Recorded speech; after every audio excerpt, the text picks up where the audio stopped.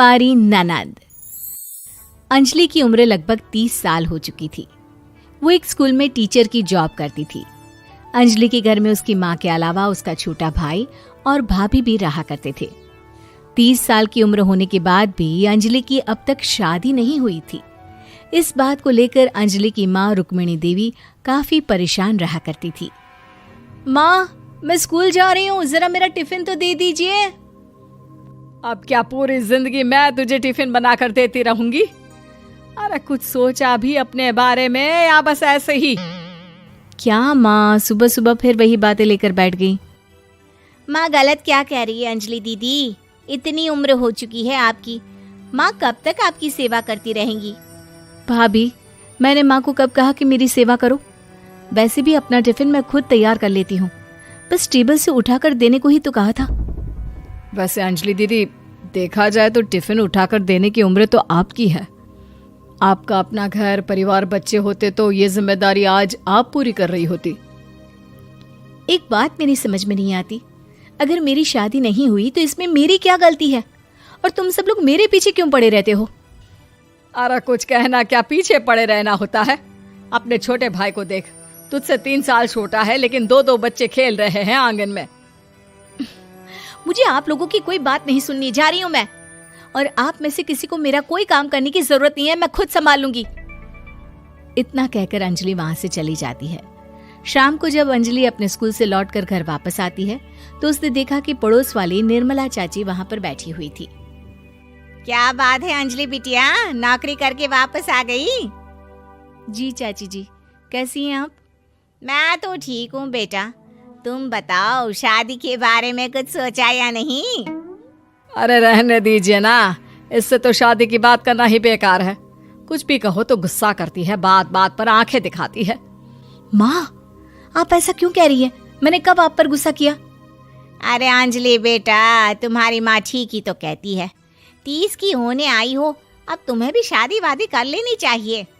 चाची जी, आप तो ऐसे कह रही हैं जैसे शादी करने से मैंने मना किया हो।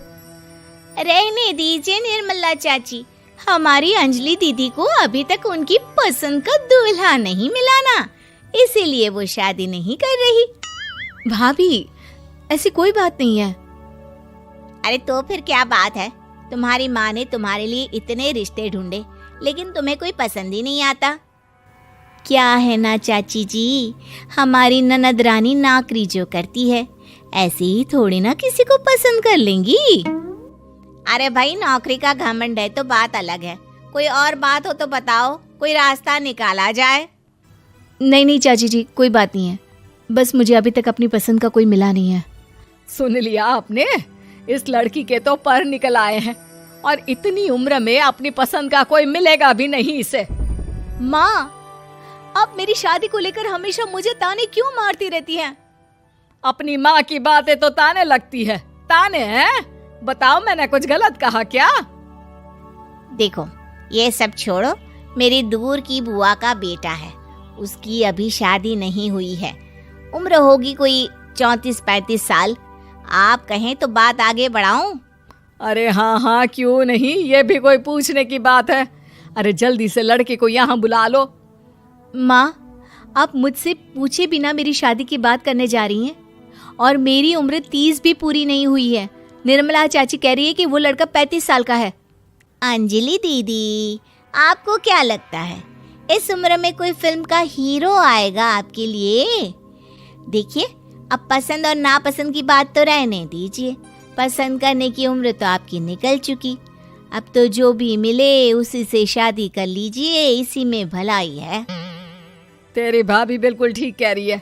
अब जैसा रिश्ता मिले उसके लिए हाँ कर देना, ताकि हम भी गंगा नहाए। ठीक है, चलिए मैं उस लड़के को कहती हूँ, वो कल ही अंजलि को देखने आ जाएगा।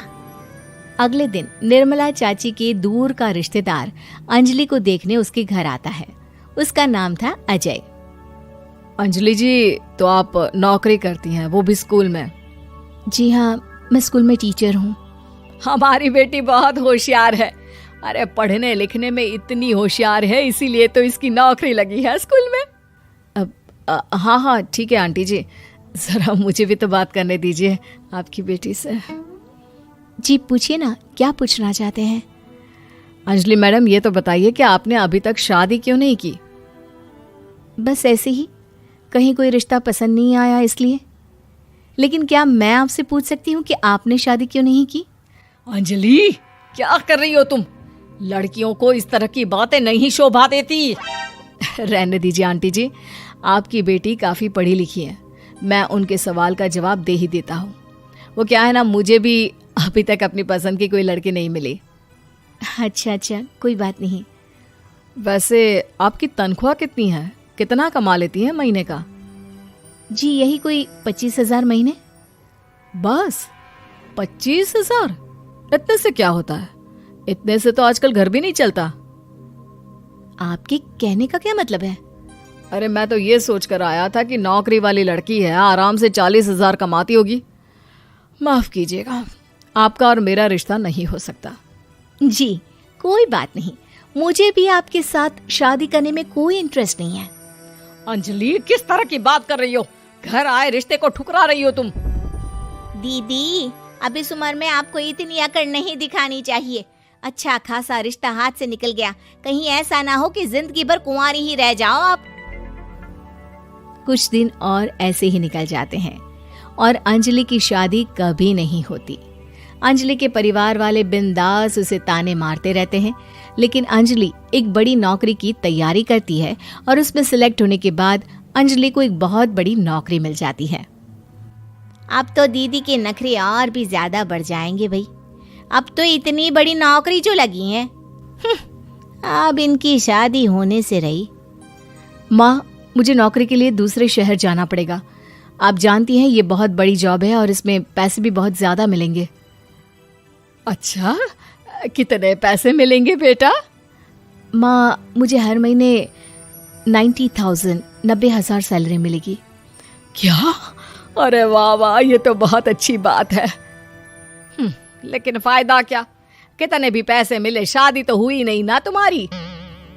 अंजलि नौकरी करने के लिए दूसरे शहर में चली जाती है और जब कुछ महीनों के बाद वो वापस घर आती है तो उसे अपने पति के साथ देखकर उसके घर वाले हैरान रह जाते हैं। अरे अंजलि, तूने शादी कर ली और हमें बताया तक नहीं। और दामाद जी करते क्या हैं? इतनी बड़ी कार है उनकी।